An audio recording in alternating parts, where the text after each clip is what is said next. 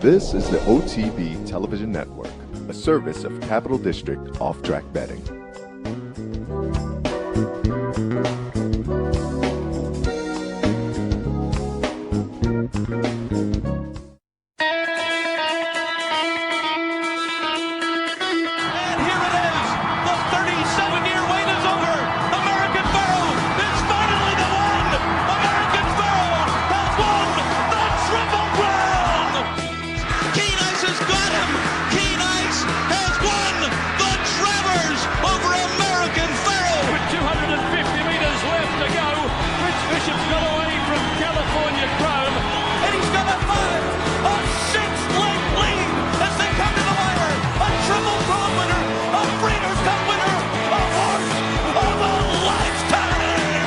Broadcasting live from the Capital OTB studios, this is Racing Across America with Seth Merrow.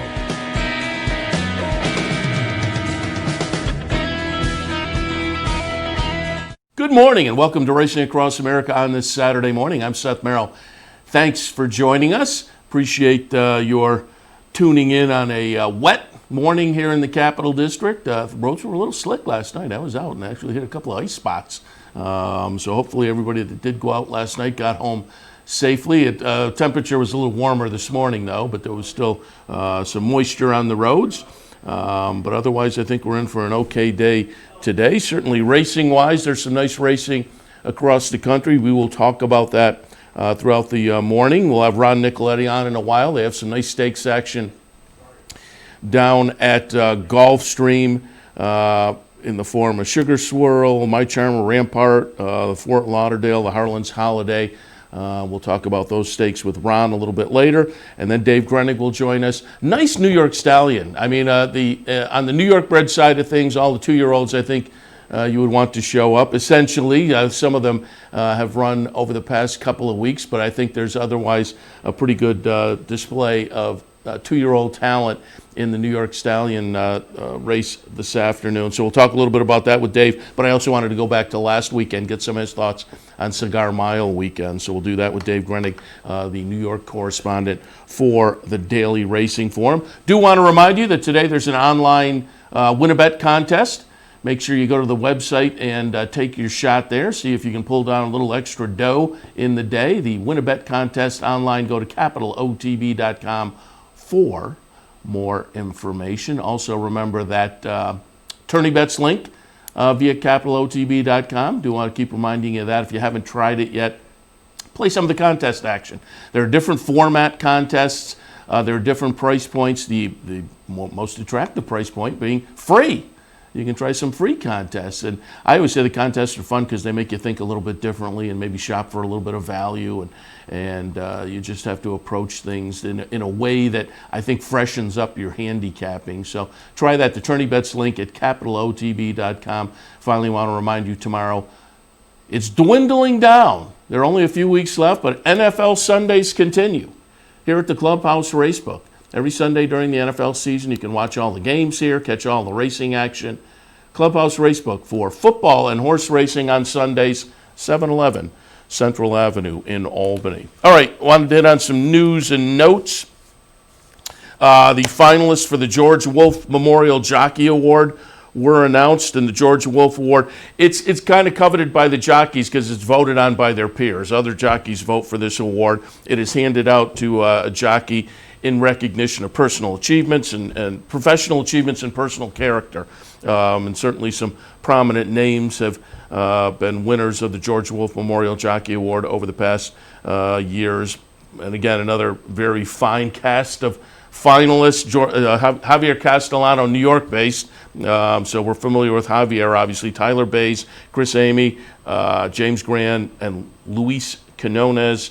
Certainly, as I say, we're familiar with Javier Castellano, a Hall of Famer. What Eclipse, I'm reading some of the bio info. Eclipse, 4 times Eclipse champion jockey.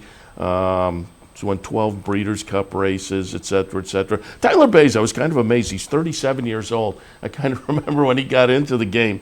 The bio information noted in 2000, he was named the Eclipse champion apprentice jockey. So that was 19 years ago. as I say, I kind of remember when he got into the game, and it seems like it was just yesterday, but it was a while ago, obviously. And then the other 3 jocks as well. Wish them all good luck, and they're all deserving of the honor, but only one will be named, and that will be announced, the winner announced in February. And then in the springtime, typically there's a ceremony out at Santa Anita where the winner is presented with his trophy. I think it is a trophy. But again, Castellano, New York based, among the 5 finalists for the George Wolf Memorial Jockey Award. The Aqueduct Fall Meet wrapped up, and again, they continue on. It's just a little bit of a technicality, the Fall Meet and the Winter Meet, because they're still at Aqueduct. But the 25-day Fall Meet did end last Sunday. Chad Brown, Irad Ortiz, the top trainer and top jockey, and there was a tie for owner. Drawing Away Stable came up with a couple of wins on closing day to Ty Klarovich. So there were your meet leaders for that. Again, kind of abbreviated. I say abbreviated, that short. Abbreviated would indicate that it has been squeezed in some fashion. It hasn't. It's just that short fall meet, 25-day meet. Chad Brown, 4th consecutive New York Racing Association title, going back to Belmont spring and summer. Then he won up at Saratoga, won the Belmont Fall Crown, and this fall Aqueduct Crown too. So congratulations to local native Chad Brown. Irad Ortiz, his 16th riding title at an individual meet. There was that article,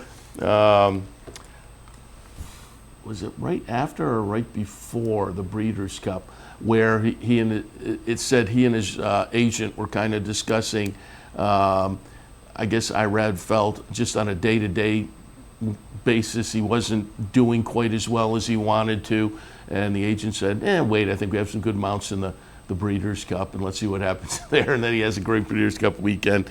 And again, I guess the day-to-day stuff has sorted itself out as he comes up again with the riding title at Aqueduct, and now down in Florida shooting for that title. I think he had the title last year down at GULFSTREAM, but shooting for it this season. So now we're underway. The Aqueduct Winter Meet runs from last Thursday through Sunday, March 29th. There'll be 45 stakes total, so lots of great action over the winter. And again, we'll hit on some of that also with Dave Grenig as well when we have him on a little bit later on. Fall Meet, boy, the Fall Meet handle, crazy.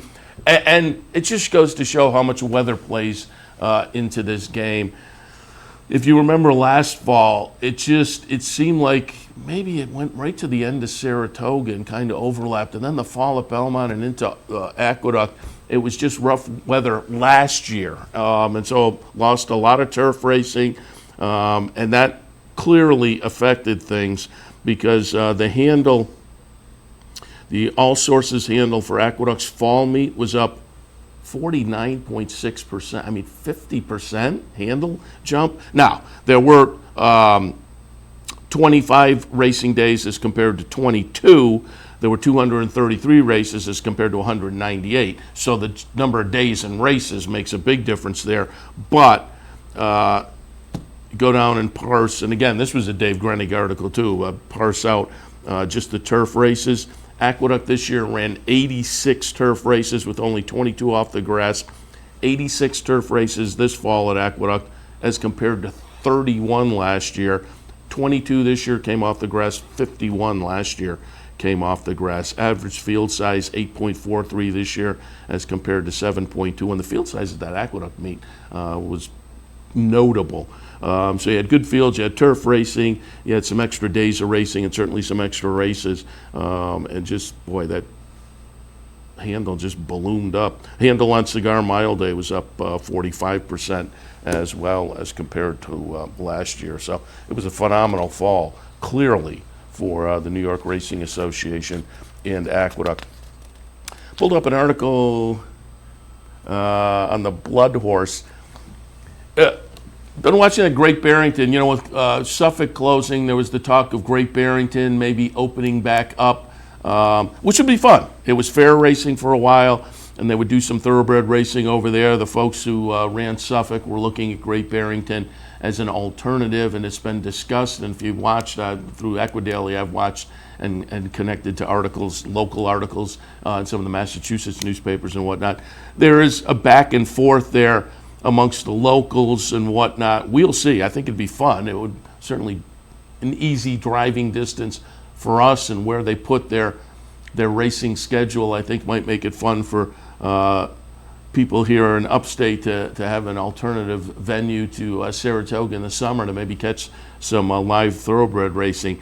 But again, the locals, it's kind of back and forth, and they've now, the locals have petitioned, and I'm not quite sure of the technicalities of this, but a petition that in some fashion will now move on to state legislators, and essentially they want to vote on any plans to return racing to Great Barrington. It says at a special town meeting in Great Barrington, 150 voters turned out at a local town meeting. That's pretty good. 10 people spoke. According to the Blood Horse article, only 2 of them spoke in support of thoroughbred racing. So there was clearly some opposition. To me, it seems like, I guess if you're a local, people, particularly if they had fair racing there for years, it's already been a racetrack at some point, but now it's a defunct racetrack. But they've complained about, traffic and just change, and obviously with things that have gone on in Santa Anita this year, you have animal rights people jumping in as well. But it seems like I don't think they're looking at a large number of dates there. So you would think Great Barrington would look at this as a positive, an economic kind of driver potentially for the area. But it seems like some of the locals are negative on it. It hasn't been decided one way or the other, but this seems like maybe puts another little roadblock in the way for return of racing to Great Barrington. But again, we'll keep our eyes on it and see how it progresses. Just wanted to mention again, we'll talk the Gulfstream Stakes with Ron Nicoletti. We'll talk the New York Stake today and go back last week with Dave Grenig, but wanted to mention some of the other stakes action around the country today. Down in Tampa, a couple of Florida Sire Stakes. Excuse me. I wouldn't say either of them are super exciting, but they're both in the early pick 5. And the third race, Florida Sires, again, third race is 3-year-old fillies going 7 furlongs. It's a short field of 6. And again, neither one of these necessarily have anybody who's really jumping out at you, but I think they both offer a couple of nice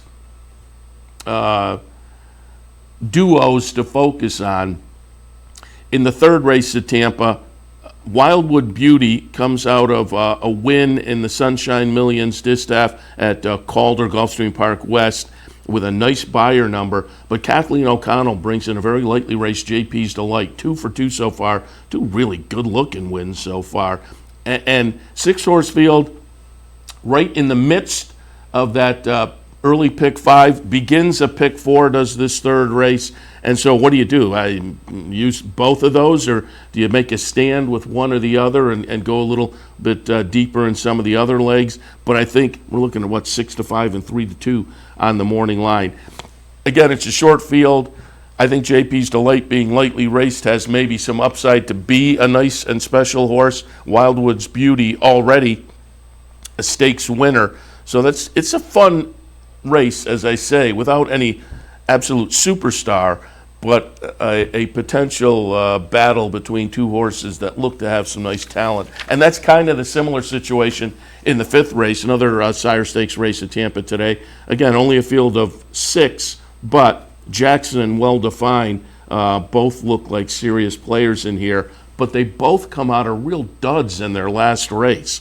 So this is one where I think you can make the argument, I'll go in another direction. Maybe go for the Averill Racing, Our Mercedes Boy, coming out of a better most recent race. But Well Defined and Jackson, both stakes quality performers, both with solid buyer numbers underneath, but they both tossed in clunkers last time. Now, Well Defined tried the turf, and so that just may be a failed turf experiment.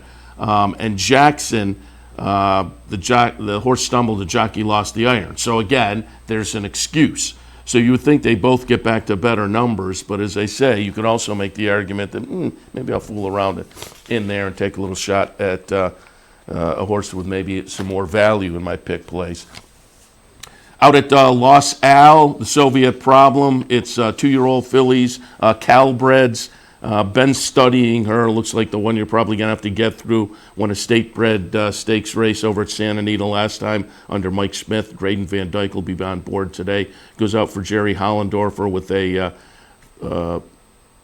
3-win record in 4 starts so far.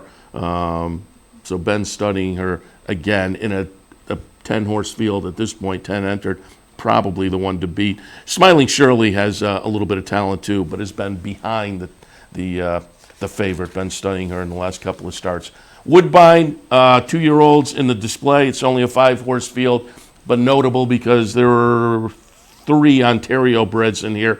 So potentially some Queen's Plate entrants could come out of here. Elusive Knight at even money on the morning line for Cititard. Looks interesting off a couple of nice starts so far. But Mark Cassius finalist also. Finalist is a Florida bred, so that one wouldn't go on to the Queen's Plate. Elusive Knight, however, is an Ontario bred, along with a couple others. So if one of those Ontario breds runs nicely, one to put on the list to watch as the Queen's Plate trail gets underway. And I did want to mention, I also wanted to mention, the display is the stakes race today at Woodbine. Tomorrow at Woodbine, it's closing day at Woodbine tomorrow. Tomorrow at Woodbine, 16 races. They get out, they load the card tomorrow. And I looked up before we went on the air. 16 races at Woodbine. Race 1 tomorrow at Woodbine kicks off at 1:05. Race 16, 8:38. So settle in for Woodbine tomorrow. 16 races north of the border. But that's okay because we will have thoroughbred racing tomorrow night. So we'll have the entire Woodbine card obviously available to you. But also Remington tomorrow. And I wanted to mention because the Springboard Mile, a rich late season 2-year-old race that in fairly recent years has produced some runners to kind of keep our eyes on the Derby Trail. And I think the potential is there tomorrow as well. Again, this is tomorrow night, 8:19 Central Time, so it'll be a little after, 9:15, 20 after 9 our time. Tomorrow night at Remington, they're race 12. Springboard Mile, $400,000 for 2-year-olds.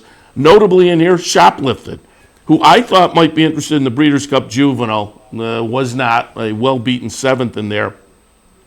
But entered in this race for Steve Asmussen, who I think is vying for the training title out there at Remington as their meet wraps up. Maximiliano for Wesley Ward could be interesting, coming out of a win over at Keeneland. Rowdy Yates is another Asmussen runner, won a couple of stakes coming into this out at Remington. Jungle Runner won the Clever Trevor, which I think is essentially a prep race for this, so that one's interesting. Answer In for Bob LaPenta, Matacat, and Brad Cox coming out of a maiden breaker over at Churchill could also be interesting. So a field of 12 tomorrow. Nice 2-year-olds in the Remington Springboard Mile. We'll talk probably a little more about that tomorrow as well. But again, we'll have great thoroughbred racing tomorrow night, and that will include that Remington Park Springboard Mile. All right, we'll take a break. When we come back, Ron Nicoletti will jump into the nice stakes action at Gulfstream Park right after this. Stay tuned. Wagering on horse racing just got a lot easier at Capital OTB with our newly designed state-of-the-art mobile wagering site. Everything you need is right here on one easy-to-navigate mobile platform. Set your favorite tracks, pick your horses, place your bets, all with a simple tap of the screen. Plus, you'll have access to Capital OTB TV for all our network programming. So log on to CapitalOTBBet.com and see just how easy wagering on horse racing can be.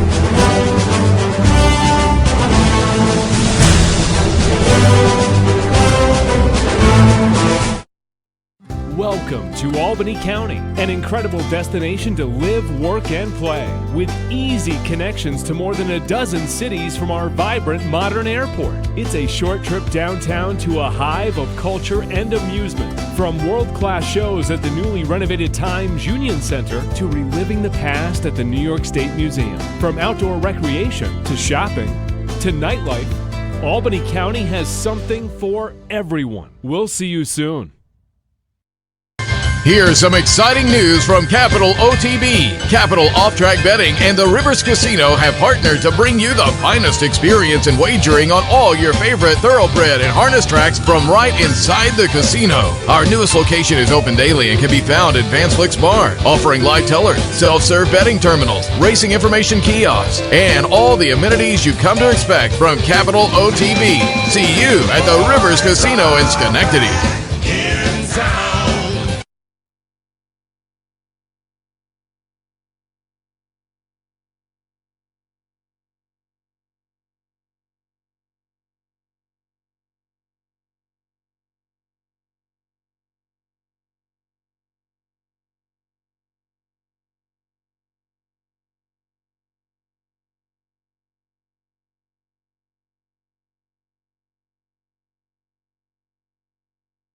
Welcome back to Racing Across America. As promised before the break, we are joined now by Ron Nicoletti from GULFSTREAM Park. Ron, good morning. Good morning, Seth. How are you today? Very good. Happy to have you on board. And we'll talk a little stakes action this afternoon. Wanted to go back, though, last week. I was in here doing the afternoon programming Saturday and Sunday. Nice way to kick off the championship meets. Become kind of a tradition. Claiming Crown Day is always kind of fun. The war horses of the business get a big day. But then what has really been fun for the past couple of seasons, that Caribbean Classic. Man, the flags and the pageantry. And you can just tell the enthusiasm down there for that Caribbean Classic makes it a lot of fun. Yeah, everybody seems to love that day, and including the jockeys, trainers, the owners. Everybody seems to be whooping it up. It was a really fun weekend. That's the first time we did them back-to-back last night, the Saturday and the Sunday, and it was just wow. And the Cleveland Crown was a great day, record day. You know, people were betting with 2 fish, so it turned out to be a really nice weekend. The weather was perfect. Yeah, as they say, it's fun to watch because you can see the enthusiasm just on the simulcast signal. I also wanted to tip my cap to you. I sent you a text the other day. I don't, every day during the afternoon, every day I don't get to see the long shot of the play video come in. But one day I was watching and your long shot of the play pre-race commentary came through, and so did your long shot. It was a nice, I want to say 8 or 9 to 1, a nice little long shot play. And that is, if folks go to the website every day, not only do you have the video that leads into the race with your long shot, but I believe if they go and pull up your sheet on the website, the long shot each day is labeled there too, right? Yeah, definitely. It's usually in there, best bet and the long shot each day. So, you just go to GulfstreamPark.com, and they're available along with Acacia Jason selection. So you got a smorgasbord of selections on the website. I like it. All right, let's jump in. We'll go in chronological order here, looking at the stakes action this afternoon. Let's start with the 6th race, the Sugar Swirl. I pulled up the race from OBS, the OBS Filly and Mare Sprint Stake from the end of November. Number 12, A Bit of Both, is going to be the winner here. It's Jason Service's Michael Dubb and Company coming off of a nice win, again on the synthetic up at Ocala. That one looks very good with Paco Lopez on board, who's riding very well down there. Blazin' Betsy is interesting to me also, with Irod Ortiz coming off a win up at Indiana Grand. Kathleen O'Connell has Stormy Embrace. Pretty Greeley could be a little bit intriguing. Ladies Island, interesting with Jaramillo on board. What are your thoughts on the Sugar Swirl? Well, I did go with it for a bit of both. He's going for a 3rd consecutive victory. Just showed that last one. That was on the synthetic surface up at Ocala. Jason Service, Paco Lopez going for the hat trick today. But you got Ladies Island. It's going back to the dirt. You found it was unbelievable up in Saratoga when she went that front-running victory, and then she goes 5 furlongs on the turf. So I'm afraid maybe these two get hooked up, even though I picked them 1-2, and it sets up somebody like the horse you mentioned, Stormy Embrace, turn it back to 3/4. Multiple grade 2 winner on this track. Going to see the catbird seat behind the speed, but I don't know about 6 furlongs. That was a little bit of a concern for me. She might want to go 7, but Stormy Embrace may end up sitting the perfect trip in that race. Yeah, and Stormy Embrace picks up Luis Saez on board, and that can't be a bad thing down there at Gulfstream. It seems like Saez and Paco Lopez both riding well over the early part of the meet. Right, definitely both of them, and MCL Jaramillo right in there with them. So they're all riding good, and it just looks like over the first few days at the meet, or at least over the last week, Gulfstream used to be very easy. Just go speed, and now it's been stalkers, closers. The track's been pretty fast. So if you like a closer, you don't throw them out like you might have done in the past at Gulfstream Park. All right, let's move on to the My Charmer, race number 7 this afternoon. Fillies and Mares going a mile on the grass. For this one, I pulled up an allowance event from Aqueduct, November 16th. It's going to be Altea getting it done. It's Chad Brown, a filly on the grass, coming off of a nice win. Was in Stakes Company earlier in the career. The last few races have been an allowance company. But again, this race from Aqueduct seems to indicate she's going back to top form right now. Irad Ortiz on board. But Bill Mott has Mitchell Road in here. Last race, the First Lady up at Keeneland certainly threw in a little bit of a clunker, but there is some back talent here. George Navarro has Picarara. I think there's a couple others interested. Munchkin Money for Christophe Clement with Castellano on board. But your thoughts on the My Charmer? Well, the most intriguing thing in the My Charmer is that's the only race of the day that's not graded, and it's probably the most best race on the card, so unless there's grading, you'll probably get it back. I did go with Mitchell Road just on the class relief when she returns. She failed to go for best, as you mentioned. She flattened out behind. That was behind the Breeders' Cup, mile winner in there, Uni, and the First Lady that you were alluding to. Bit of a clunker. Jose Ortiz. I just think this one bounces back. I'll see her on the ticket for the reasons you mentioned. And Munchkin Money, a perfect 2 for 2 on the Gulfstream Park turf course. Cutting back to a mile, been training well. She merits the spot on that horse for course angle. All right. Rampart is race number 8. The Rampart is a grade 3 event. Fillies and Mares 3-year-olds and up going the 1-turn mile. And in this one, I went to an allowance optional claimer at Churchill back on November 17th. Molto Bella is going to be the winner, going to be the number 3 horse here. Earlier on the program, on the network, we did our handicapping show. My colleague Brian Nadeau had this one labeled as one of his best plays of the day, Molto Bello, so I wanted to show that off the win at Churchill last time. But again, it's a nice full field where there are probably 3 or 4 you can kind of point at as on a best effort, get right in the thick of things here. Your thoughts on the Rampart? I went with an 8-1 shot on top, and that's Pink Sands, who's stretching at the most. Run well at the mile, 4 stars to win, a couple of seconds in the third. Rally late to finish the third in that race up at Aqueduct, the Pumpkin Pie. That race turned out to be a really key race, produced a trio of next out winners. More importantly, I think this one's just a nice trip for Shug McGahee. So Pink Sands a little bit of a price. The story in the race, I believe, is Cookie Dough. Back in the Stanley Gold Bond, been working up the storm, and Paco Lopez rides the Arundel Speed, so might go to the front and not look back. So I went for Pink Sands 11 Cookie Dough in the 8 Tweety. All right, and we'll move on now to the Fort Lauderdale Grade 2 event. Couple $100,000 up for grabs as they will go 9 furlongs on the turf. In this one, I pulled up the Bowling Green. Now, this is going back a little bit on the resume for Channel Cat. This was early in the Saratoga meet. Channel Cat is going to be the number 10 horse here. Took them all the way around. Subsequently ran 3rd in the Sword Dancer, 4th in the Turf Classic, and 7th in the Breeders' Cup Turf. But all of those were with triple-digit buyer numbers.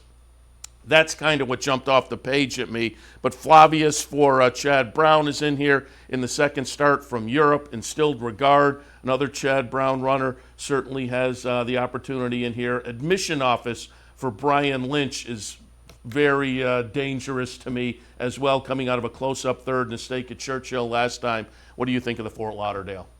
Yeah, I did go with Admission Office's debut locally after rounding to finish 3rd, was beaten at half length. That was in the 9 furlong Grade 3 River City Handicap at Churchill. I think this is the horse to beat there, trained by Brian Lynch. And get the pace needed to complement. He's got a patient style, but certainly to win on this turf course running like that. Yeah. Channel Cat, I didn't know what to do. All those races, mile and a half that you mentioned. This is 9 furlongs.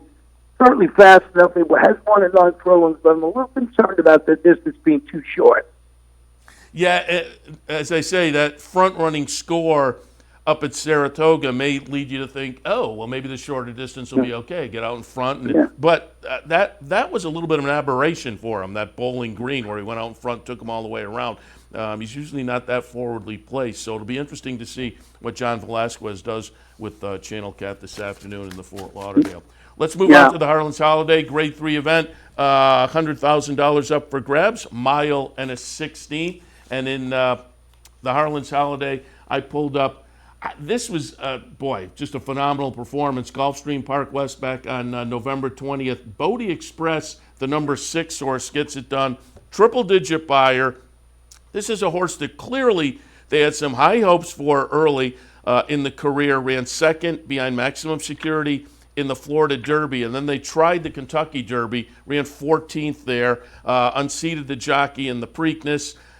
That was all as a maiden. Came back at Gulfstream Park West after having been away since that Preakness, broke the maiden nicely at Gulfstream Park West finally, and boy, this race we're going to take a look at, it just seems like finally living up to the enthusiasm they may have had earlier in the career, but can Bodie Express put two together like this? Otherwise, Prince Lucky looks interesting, Flowers Felisa, War Story. What are your thoughts on Harlan's Holiday?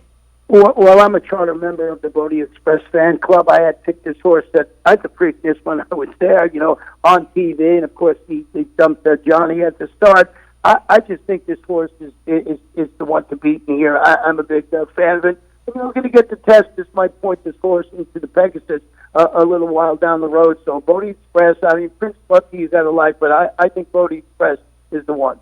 Yeah, it's certainly off that last race looked very good over at Gulfstream Park West. So we'll get a little, we'll get potentially some validation today, one way or the other, about that one. But it's a nice way to wrap up the stakes competition this afternoon at Gulfstream, which again, championship meet under day, and this is the kind of day that we'll be looking forward to throughout the championship meet. And as you mentioned, Pegasus around the corner, and after last week in Maximum Security, and with those folks kind of talking, hey, Pegasus potentially, and some of the other names that are being floated around, you have to be looking forward to that day as well. Absolutely. It's one of the most exciting days here, along with the Florida Derby. And hopefully a game plan for us to go down and cover as we normally do, so we're looking forward to it also. Ron, as always, we appreciate the visit, the thoughts. We wish you and everybody good luck this afternoon. Oh, I didn't ask, what's your weather look like today? Oh, fast and firm, beautiful day here in South Florida, so it looks like it's going to be a fun day of racing. That's what we like, because at this time of year, we live vicariously through watching all the action down there at Gulfstream. Ron, again, thanks a lot. We'll talk again. You got it.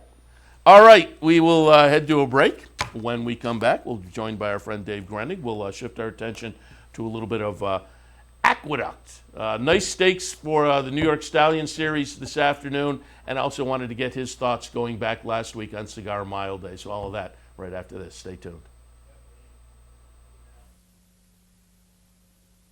Where's the best place to find your favorite teams, your favorite food, daily drink specials, and wagering on live horse racing? Legends Field Sports Bar, 711 Central Avenue, Albany. Get your game on day or night with 75 flat-screen TVs, tournament-style pool tables, a private banquet room, and live horse racing. So if someone asks you, where's the best sports bar in the capital region? Tell them Legends Field Sports Bar, inside the Clubhouse Racebook, 711 Central Avenue, Albany.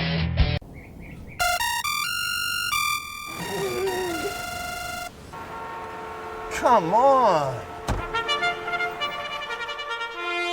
I want sales reports on my desk by Monday. Oops. My bad. Love racing? RTN brings you every live simulcast on your home television, plus live video streaming and race replays on your PC and mobile devices. To order, visit rtn.tv. RTN, a breed apart. Here in upstate New York, no one provides bettors with more wagering options than Capital OTB. Our network of branch and easy bet locations stretches from the mid-Hudson Valley all the way to the Canadian border and west to central New York. So whether you need to place a bet, fund your Capital Bets account, or watch the next big race, all the action is just around the corner. A full list of our branch and Easy Bet locations can be found online at capitalotb.com. Capital OTB, the better and most convenient choice for wagering in upstate New York.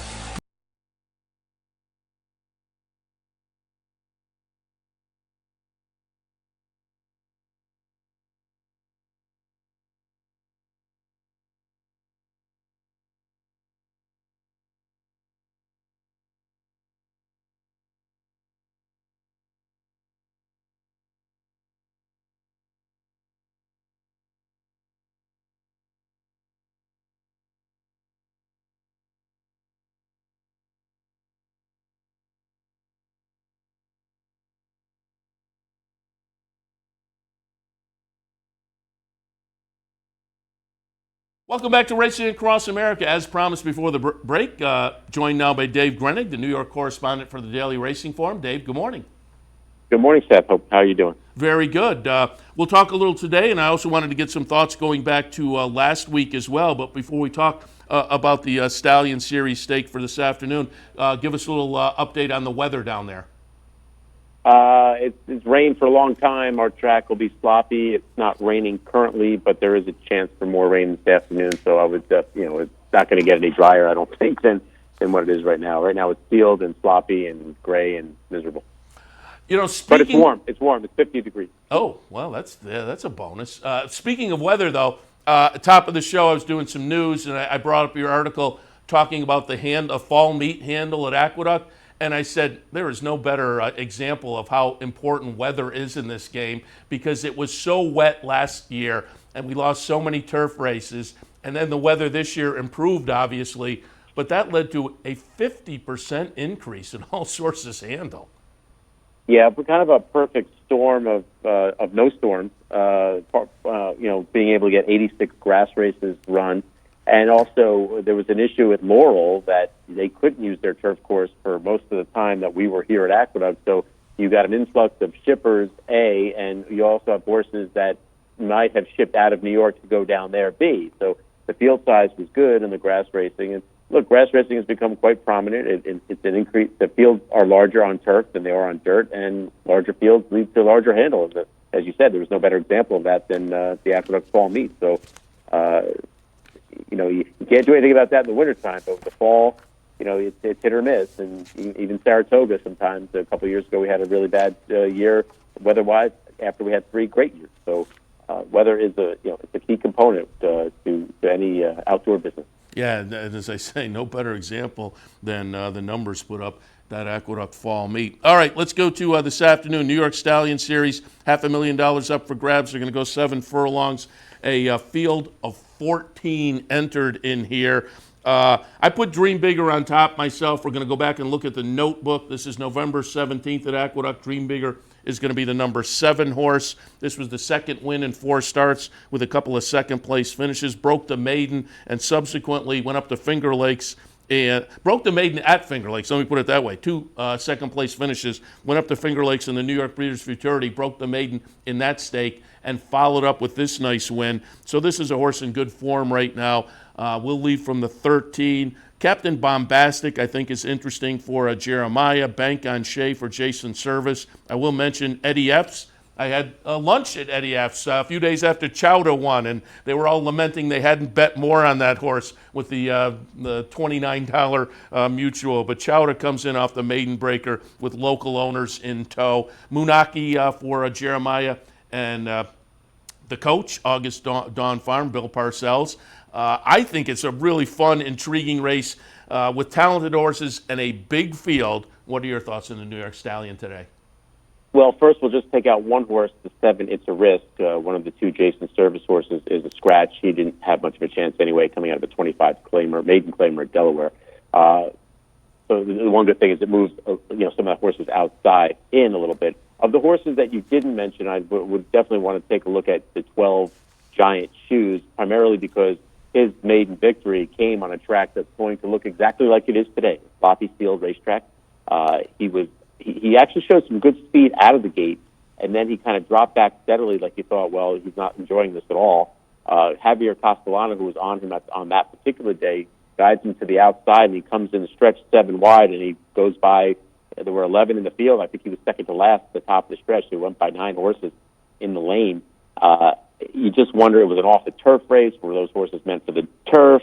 Are they any, how good are they? And coming out of a maiden, just one start, how good can he be? But I think he'll get the proper pace. It's just a matter of whether he can step in out of one start and get the job done. His biggest advantage is he knows he likes it, a field sloppy Aqueduct track. Dream Bigger, the horse to beat. Who would have thought that on August 8th, 5th race on August 8th, Tizzalaw would have won it? Dream Bigger, who was favored over Tizzalaw, was second, and one wins a $500,000 race, and the other is favored for another $500,000 race. I don't know that that's what we thought was going to happen on that day. As you mentioned, Dream Bigger, after finishing a second time, goes up and breaks maiden in a stakes race by 10. The Notebook was an interesting race, I guess, from the standpoint of it looked like he was going to win off for fun, and then it looked like he got a little bit tired late and got held on by a length and a quarter. Talked to Rudy Rodriguez about that, and he said, look, we weren't necessarily planning to run in that race. We were going to go from the Breeders' Futurity right to this particular race today, and we just kind of threw this one in at the last minute, so we didn't have him totally fit. So that race should hopefully move him forward. I just wonder if he wants 7 furlongs. Obviously the Breeders' Futurity could have won at any distance, but it looks like he could be part of the pace, of which there could be a lot of pace. So the horses I'm between are the 12 Giant Shoes and the 10 Bank on Shea, who was third to Dream Bigger in the Notebook. That was his first start off a 3-month layoff, maybe 4, if my math is not great, 4-month layoff. And I think he should move forward. And who's hotter in the country right now than Jason Serves? I think he won 9 stakes races in a period of about 8 days, obviously concluding with last week's sweep of the Cigar Mile and the Fall Highway. Captain Bombastic is interesting to me too, but I just wonder, beat the stablemate, the barnmate, Cleon Jones, in the Sleepy Hollow. Cleon Jones kind of clunked in the Remsen last week, running 7th. But again, it was the Remsen as opposed to State Bread Company. Yeah, the thing with Captain Bombastic is, at least he showed he can go a distance of ground. He won 6.5, then he won at a mile, and now he's putting back to 7/8, which is good. He also shows us some good workouts here at Aqueduct. Bullet works after that race. The interesting thing, though, is Jeremiah did something that you thought would work out, makes some logical sense, that he's mostly based at Belmont, but he shipped a bunch of horses over to Aqueduct for mostly the horses that were going to run in stakes, and he thought by getting them training over at Aqueduct it would help, and it didn't. He didn't have very good Aqueduct fall meeting. I think he won just 2 races, and the horses that competed in the stakes were just awful. So I don't know what to make of Captain Bombastic. On paper, he looks like he fits. He'll have to deal with a wet track for the first time, as most of these horses will have to. He does show versatility. He came from 4 lengths off the pace in the maiden. He was pressing the pace in the Sleepy Hollow. He's definitely a contender here, but just gnawing at me in the back of my mind that a lot of Jeremiah's horses just haven't performed well here in stakes races at Aqueduct. Again, interesting edition of this New York Stallion Series with now a field of 12 with, as you say, the scratch. 13. 13, yes, excuse me, 13 with the scratch of the number 7. It's a Risk. So an interesting addition. You mentioned the debut effort from Dream Bigger, where he finished second behind Tiz the Law. Did you do any follow-up with Barclay after the Kentucky Jockey Club? And I'm wondering your opinion on that race, because I've talked to people over the past couple of weeks, and my thought is, if you were on the Tiz the Law bandwagon, I think he maybe got a good education out of that. There was a point in the stretch where you kind of felt like he should have gone on by and maybe didn't. But, boy, he was stuck in traffic, and then there was a small hole, and eventually he went through 2 turns for the first time and off-track traffic. As I say, for folks who are on the bandwagon, I would look at that as a good education for Tiz the Law. I agree. I would not jump off. If you like the horse going in, you can't not like the horse coming out. He got boxed in a little bit on the inside, but everyone talks about wanting to save ground. He did. He had more than one rider on the horse. He had one, the one on his back and the one and the target that was there. He had a lot of riders riding him as well. If he had gone 4 wide like Silver Prospector did, and then Silver Prospector cuts, saves ground, splits horses, and gets up, then why did he go so wide? So I had no issues with the ride. It didn't work out, but he saved all the ground. He got a great education. Probably, seems hesitant to go through. He's still learning. He's a big baby. Even he's just like a young kid. He's a kid, Yeah. And hopefully the maturity catches up to him. He catches up mentally. And I just think I think it's full steam ahead. I have no issues with that horse.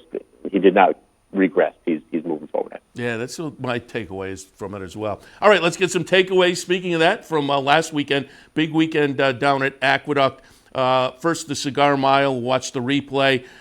You know, it's interesting. I hadn't thought about it until last Saturday morning, and I started saying, gee, Maximum Security, solidifies the 3-year-old Eclipse with a win in the Cigar Mile.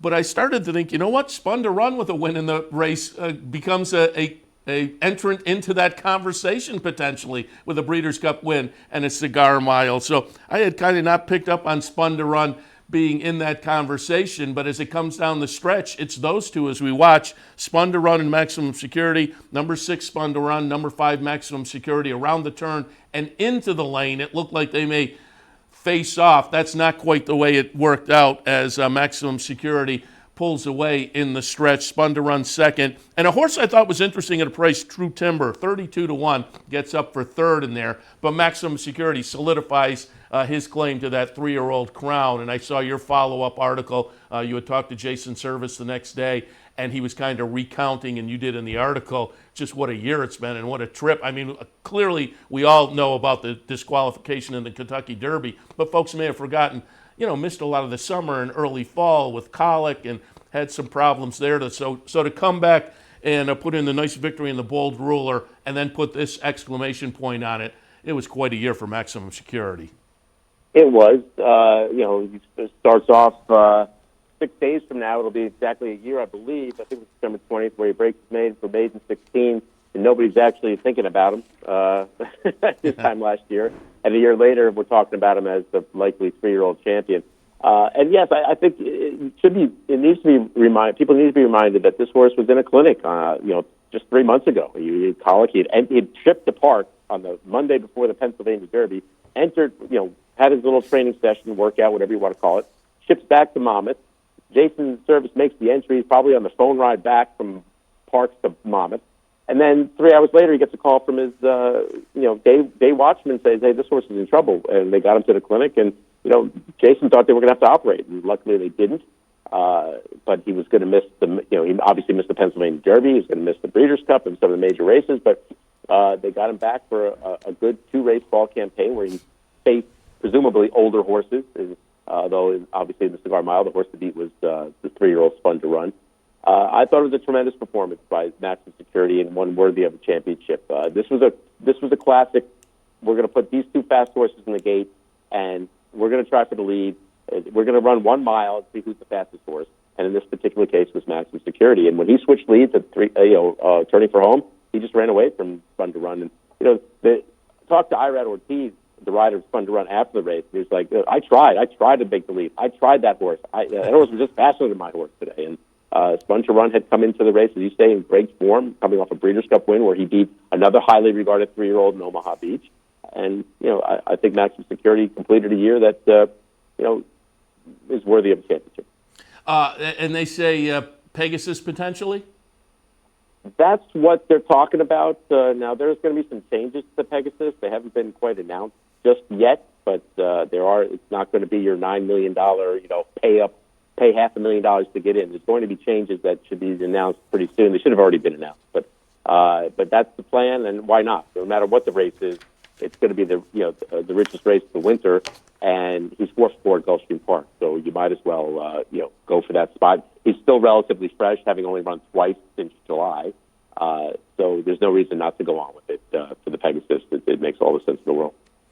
All right, let's move on to the Remsen, get some thoughts on the 2-year-olds. I think between the 2-year-old races, the Philly race was much more enticing as far as what to look for next year. Although, who knows, Shotsky may turn out to be nice. And certainly I think he flattered that street sense again from Churchill back at the end of October. We're going to watch the stretch run. It will be number 6, Shotsky, at 8-1. The favorite, Alpha 66, the number 8 horse, winds up 6th in the field of 9. That one, the Pletcher runner. So that one disappointed a little bit, coming out of a 6th place finish in the Champagne.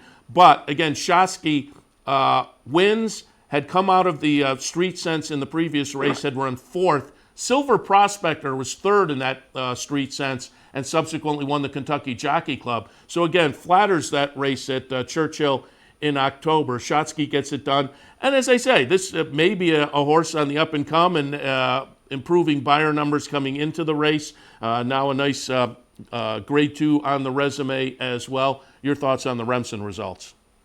Yeah, you know, the thing about this horse is he tries. He's still learning as well. If you watch the street sense, it looked like he's going to give it up at the head of the lane. He's going to retreat and be 7th or 8th or worse. And then that horse, Silver Prospector, comes up inside of him, and he sort of gets re-energized and re-rallies again. And yeah, he didn't finish as well as Silver Prospector did, but he got beat 3rd and 4th. But it turned out to be a key race. He does show, he showed you some speed.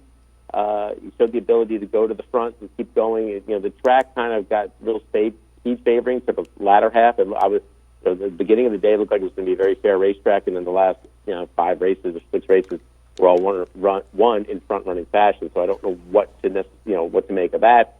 The Remsen just hasn't been a harbinger of things to come for 2-year-olds turning 3. So yeah, he's got the mile and 8th race under his belt. And he's got 10 qualifying points from the Derby, but he's going to have to show more and do more and make a step forward to get into the upper echelon of the division, I think. As I say, the more interesting of the 2-year-old races was the Demoiselle, because this is now, with 2 results last weekend and going back to the Breeders' Cup, this is a division that's turning out to be a lot of fun. I think Bass tossing in another Grade 1 win out on the West Coast became very interesting, but so did Lake Avenue and the Demoiselle, the number 12 horse here. 12 horse on the outside, a couple of scratches, moved into the 10 post position, but at a mile and an 8th, still at a disadvantage down at Aqueduct, but gets right to the lead and takes him all the way around under Junior Alvarado after that phenomenal maiden breaker back in the middle of November. So she's now 2 for 3 for Godolphin and Bill Mott, and again, looking like a very interesting potential 3-year-old filly as well. Well, the first thing that stands out about Lake Avenue is the pedigree. She's by Tappet out at 7th Street, so they're both Grade 1 winners. So that's in her stead. And then, as you mentioned, she won her maiden, although she only ran against 3 other horses that day, and she did crush them by 12. You needed to sort of see something again to validate that, and you did, because she didn't have a great start. She kind of bobbled a little bit coming out of the gate and hopped or whatever, hopped, lunged, bobbled, whatever word you want to use. And then she still had enough speed to clear the field going into and around the turn. She could have easily had gotten hung out around 7 wide. And she kept going again. It's a horse winning on a track that was favoring that front-running style. I think you need to give some credit to the runner-up. I know she got beat 4 lengths, but Nadine, who had won the National, the Tempted very impressively here 4 weeks earlier, coming from out of it to show some gameness to get second by a neck over Blame Debbie.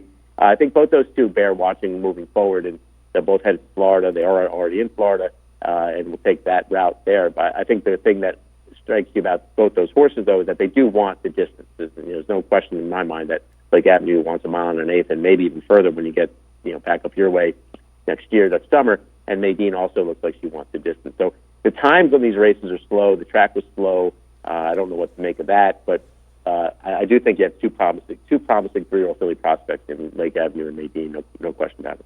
Let me hit on one other 2-year-old and see if still on track. That New Year's Day stake, the Jerome, kicks off the 3-year-old season in New York. Trombetta still aimed with Independence Hall?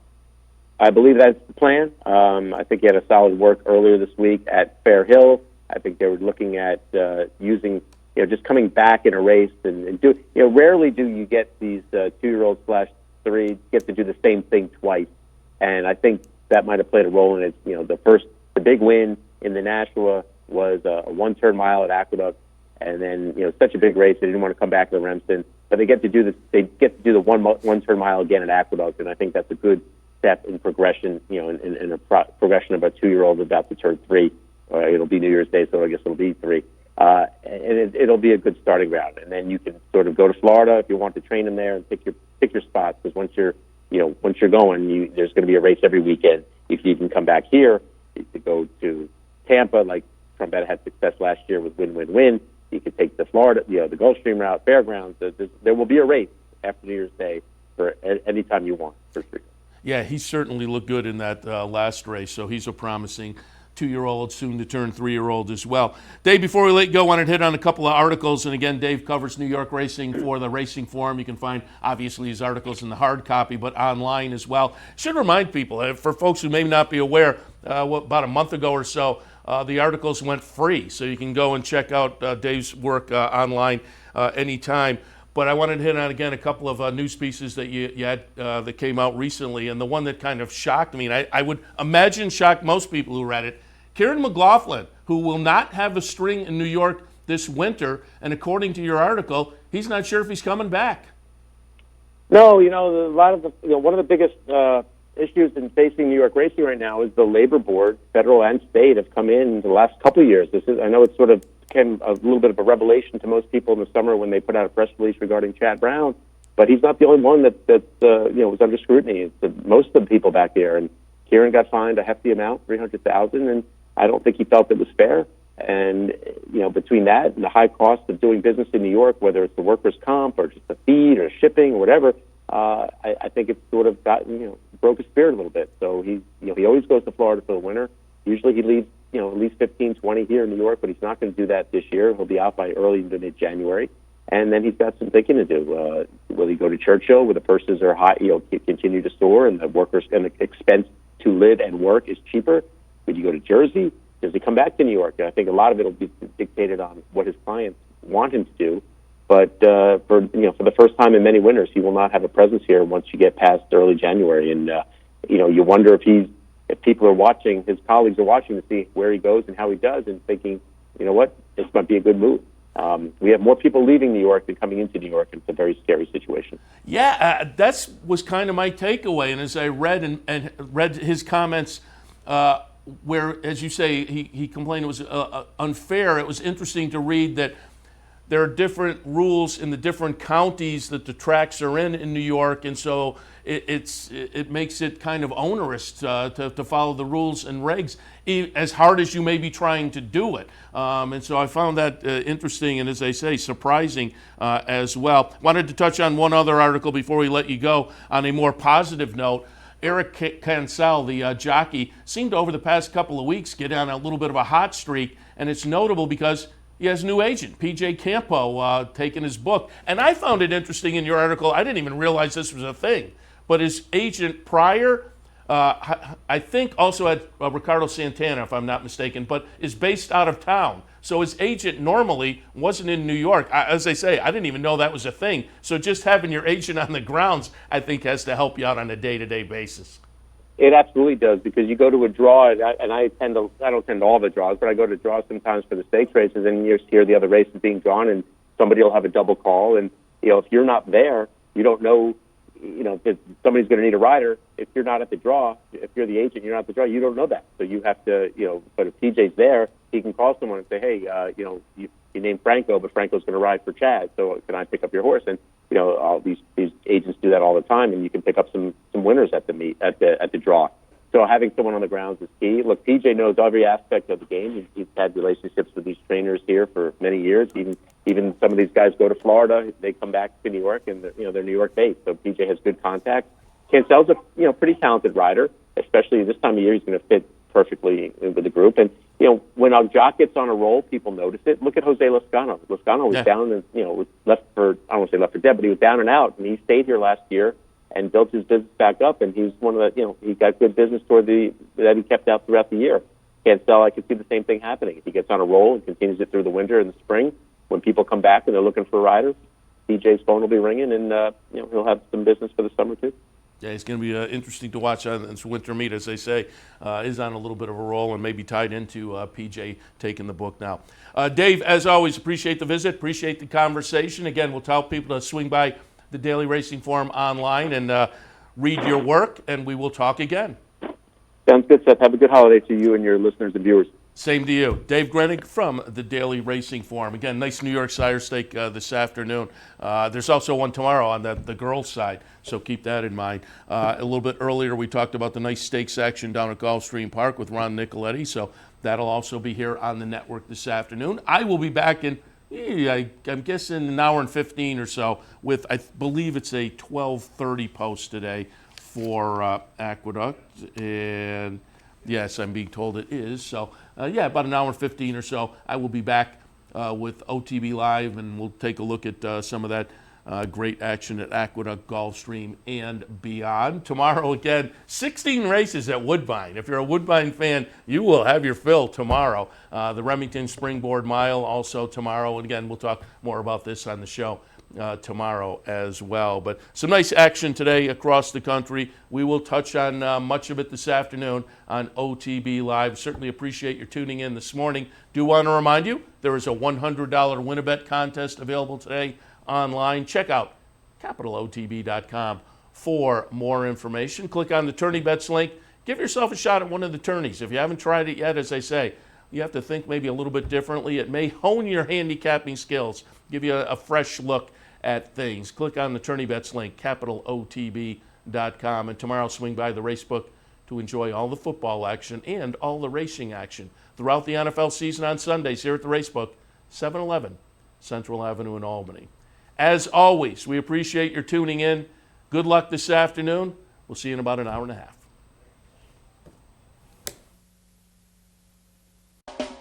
You're watching OTB TV, a service of Capital Off-Track Betting.